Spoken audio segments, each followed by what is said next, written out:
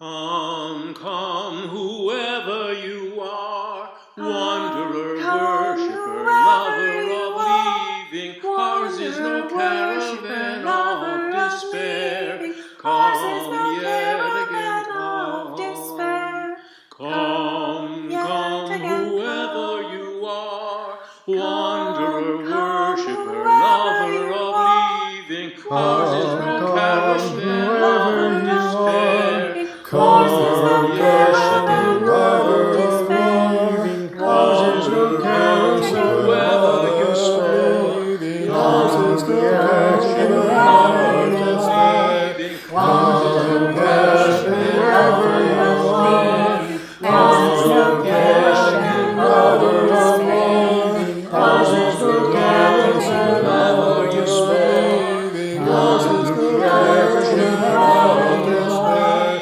Ours is no caravan of leaving. Ours is no caravan of leaving. Ours is no caravan of you speak. Ours is no caravan of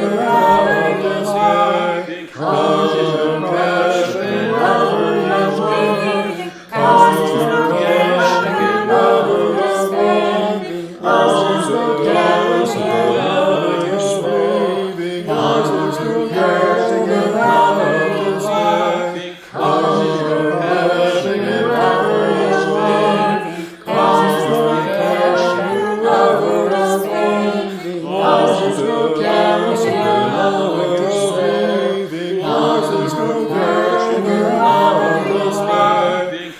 of leaving. Ours is no caravan of leaving. Ours is no caravan of leaving. Ours is no caravan of leaving. Ours is no caravan of despair. Come, come, whoever you are, wanderer, worshipper, lover of leaving. Ours is no caravan of despair. Come, yet again, come. Come, come, whoever you are, wanderer, worshipper, lover of leaving. Ours is no caravan of despair. Come, yet again, come. Welcome to the Unitarian Universalist Congregation of Hillsborough online worship service. My name is Lou Gadol, and I am your worship associate today. I would like to thank our speaker, Hal Palmore, our videographer, Wendy Calvin, our music coordinator, Aviva Enoch, and the wonderful musicians who will be featured throughout the service. Most of all, I'd like to thank you all for joining us. This month, we are sharing our plate with Food for All, who provide food for those in need. We UUs are a community of liberal, open-minded people who strive to connect with one another in love. Our spiritual home is located at 1710 Old North Carolina 10 Highway, but our community stretches far and wide with loved ones who join us from all over the country as we engage in Sunday worship online. We are a people defined by covenant, not creed. That means that we have committed to a way of being with one another rather than a statement of belief. To that end, we support each other in spiritual growth and deepening of faith. We challenge one another to find more love both inside ourselves and in the world. And today we welcome you with open arms to our house of worship. We gather this hour as people of faith with joys and sorrows, gifts and needs. We light this beacon of hope, sign of our quest for truth and meaning in celebration of the life we share together.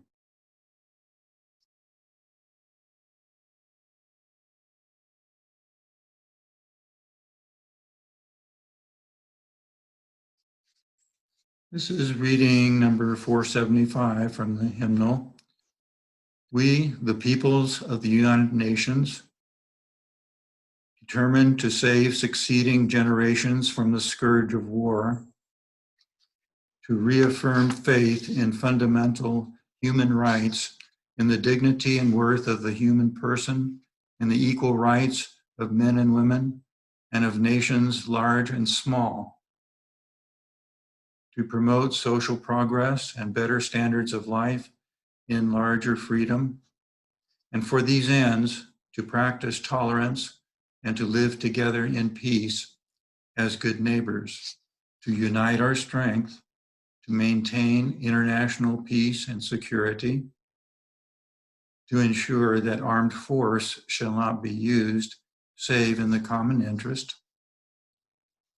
to employ international machinery in the promotion of the economic and social advancement of all people, have resolved to combine our efforts to accomplish these aims.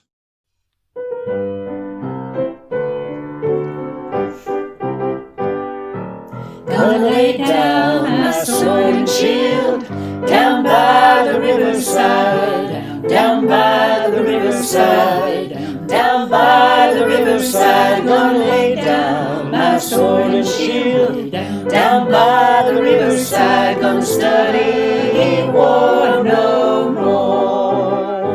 I ain't gonna study war no more. I ain't gonna study war no more. Ain't gonna study war no more, no more. I ain't gonna study war no more. I ain't gonna study war no more.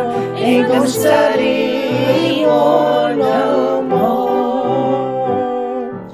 Gonna lay down my burden down by the riverside, down by the riverside, down by the riverside. Gonna lay down my burden down by the riverside. Gonna study war no more. I ain't gonna study war no more. I ain't gonna study war no more. Ain't gonna study war no more. I ain't gonna study war no more. I ain't gonna study war no more. Ain't gonna study war no more. Gonna shake hands around the world, everywhere I roam, everywhere I roam, everywhere I roam. Gonna shake hands around the world, everywhere I roam. Gonna study war no more. I ain't gonna study war no more. I ain't gonna study war no more. Ain't gonna study war no more. I ain't gonna study war no more. I ain't gonna study war no more. Ain't gonna study war no more. Ours is a welcoming community where we find connection, a sharing community where our joys are celebrated, and a caring community where our sorrows are lessened. Each Sunday, we take a moment to share and reflect on the special happenings that have occurred this week in our lives. For those of you who would like to share in the comments or the chat, please do, and know that everything shared aloud and in silence is held dearly in the heart of this community.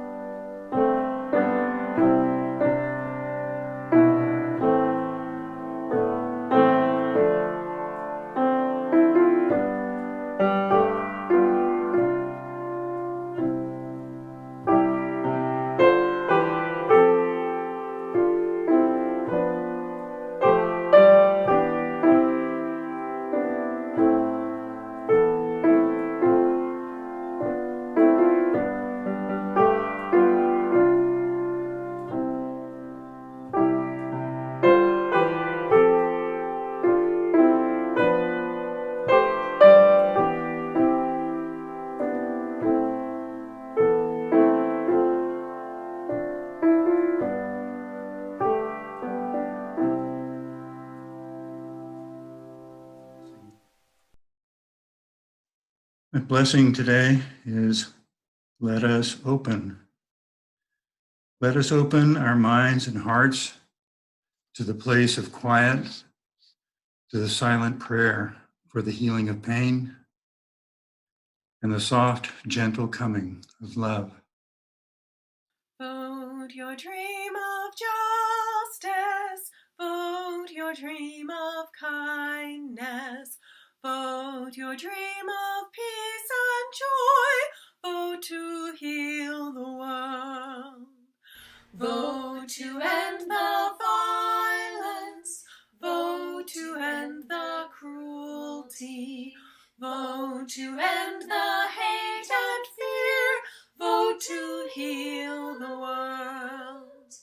Vote for love and welcome, vote for truth and beauty, vote to lift compassion up, vote to heal the world. Vote a safer country, vote a healthy planet, vote for human dignity, vote to heal the world. Hello, friends. 75 years ago, on October 24th, 51 nations signed the United Nations Charter, which begins, determined to save succeeding generations from the scourge of war, to reaffirm faith in fundamental human rights, in the dignity and worth of the human person, in the equal rights of men and women, and of nations, large and small. End of quote. That sounds like some of the principles of the Unitarian Universalist Association, doesn't it? I think that's no accident. I suspect the writers of the UUA principles may have copied some ideas from the UN preamble to the United Nations Charter. Now, the UN has grown to include 193 members and has 15 missions around the world, including 82,000 troops keeping the peace between the nations. The peacekeeping budget is $82 billion. Despite these peacekeeping efforts, it is unfortunately true that the UN has not been able to prevent many small wars, but it has prevented wars between the great powers. Also, since the year 2003, when we invaded Iraq, there have been only a few small wars in the classic sense of uniformed armies of two nation states. This period since 1989 has been called the Long Peace, despite the numerous civil wars and skirmishes. In addition to preventing the scourge of war, the UN's purposes include developing friendly relations among nations, achieving international cooperation, and being a center for harmonizing the actions of nations. How does it do all that? Through 5 branches. There's the General Assembly, which includes 193 nations, the Secretariat, the Court of Justice, the Security Council, and the Economic and Social Council.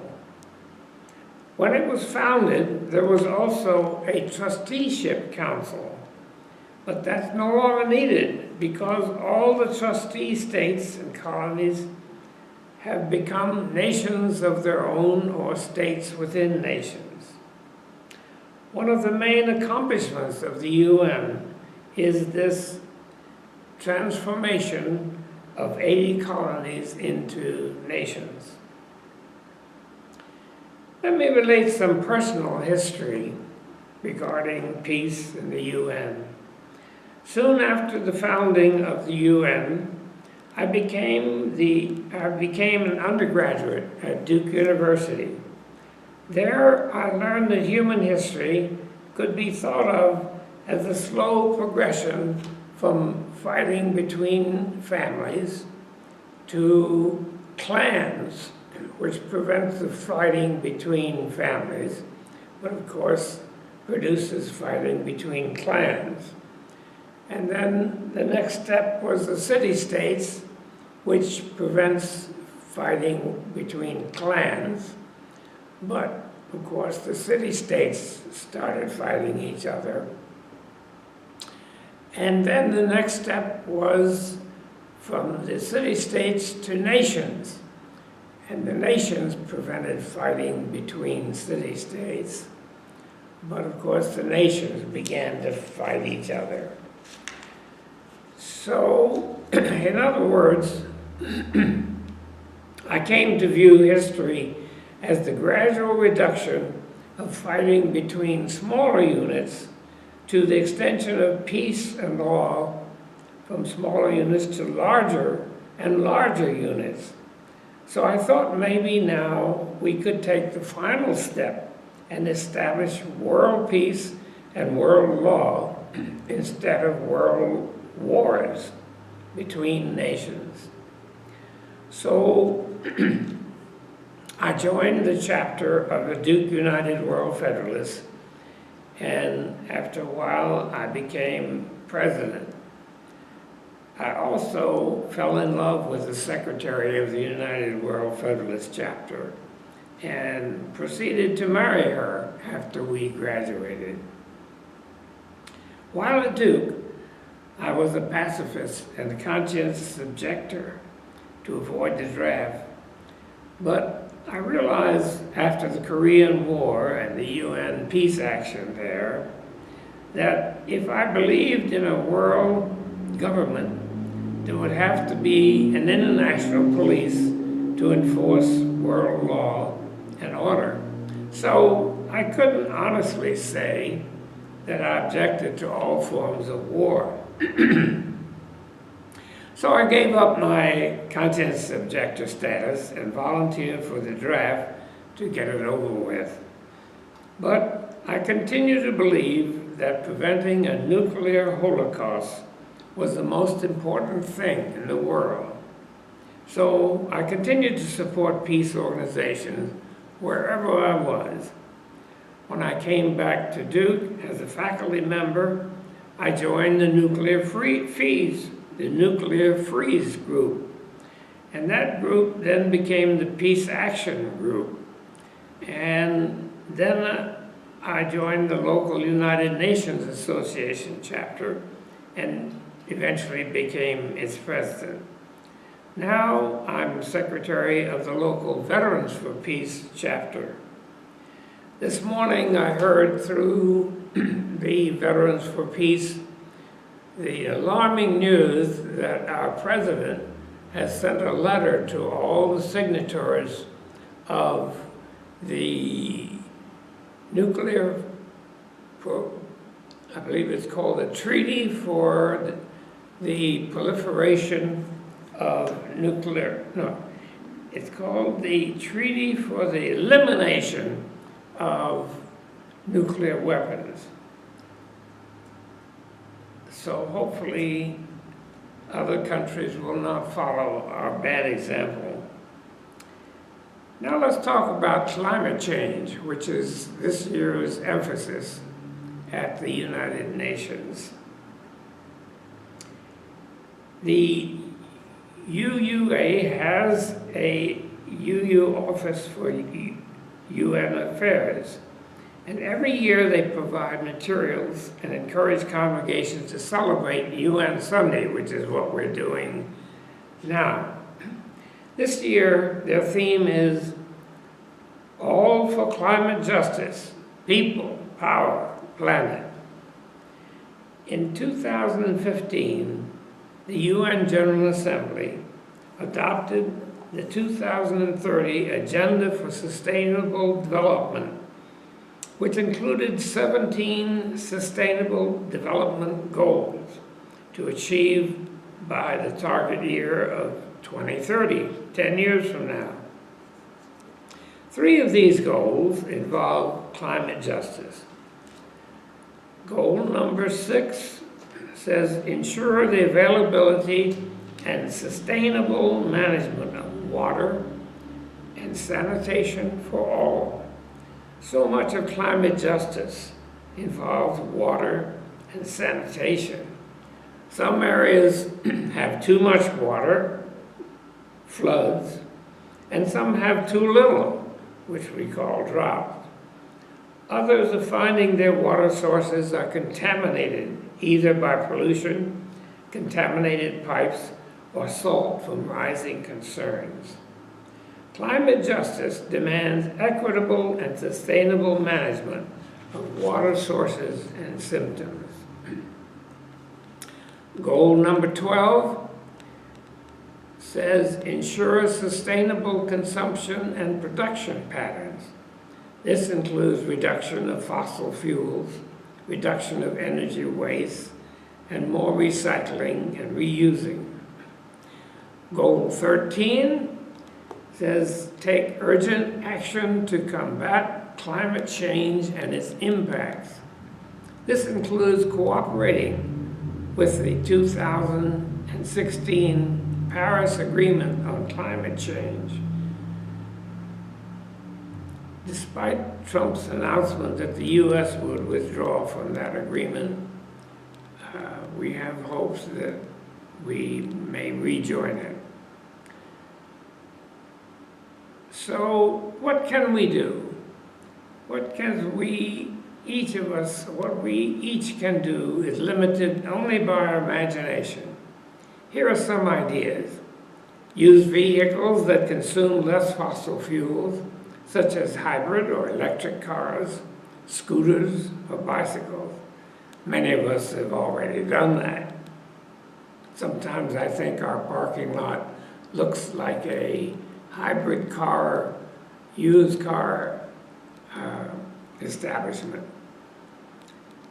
Another thing we can do is travel less. Most people are already doing this because of the COVID pandemic. This is one of the rare benefits of the coronavirus pandemic. Consume less meat and more vegetables and fruit. Turn the thermostat down a notch in the winter and up a notch in the summer. Recycle as much as possible. Vote for candidates who recognize that humans are causing most of the climate change and who want to do something about it. Spread the gospel of mitigating climate change to your friends and relatives. Join more organizations that are working for peace and sustainability, such as the United Nations Association.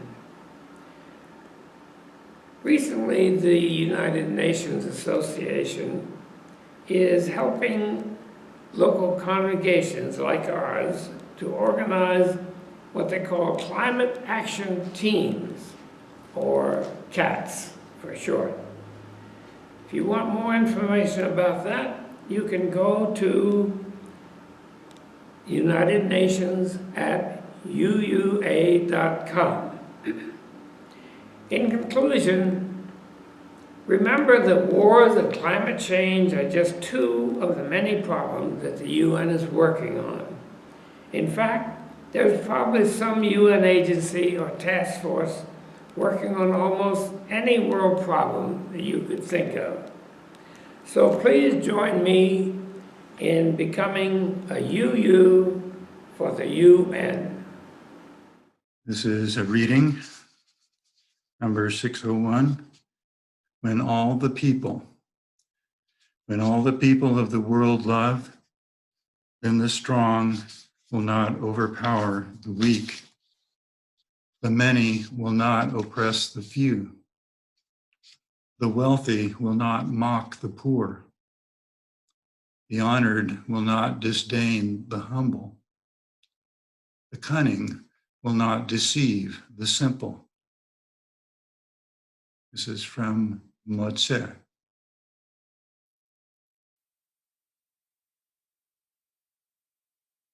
This is my song, O God of all the nations,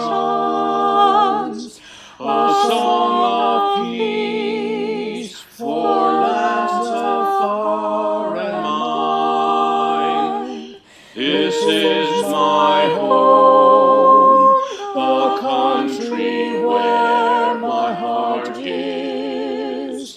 Here are my hopes, my dreams, my holy shrine. What other hearts in other lands are beating with hopes and dreams as true and high as mine? My country's skies are bluer than the ocean, and sunlight beams on clover leaf and pine. But other lands have sunlight too, and clover, and skies are everywhere as blue as mine. Oh, hear my song, thou God of all the nations, a song of peace for their land and for mine.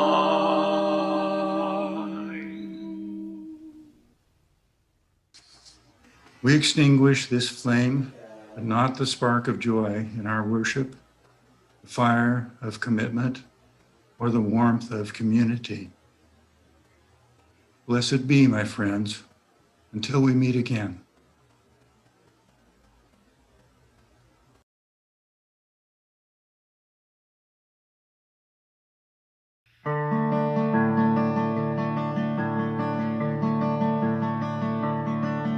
To my loved ones and relations, with me in spirit every day, to neighbors I have not yet met, close to home and far away.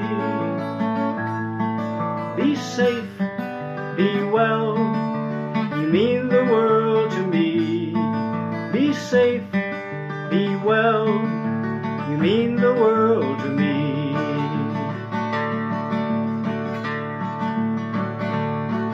To my friends who make good music, sharing joy both far and wide, and to those who we depend on to teach, to heal and guide.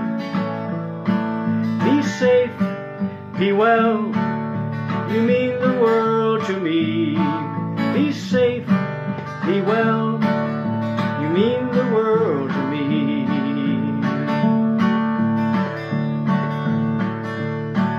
And to all who hear this message, to strangers and to friends, here's an embrace of music until we meet again. Be safe, be well, you mean the world to me. Be safe, be well, you mean the world to me. Come on now, be safe, wash your hands, you mean the world to me. Be safe, wear your mask, you mean the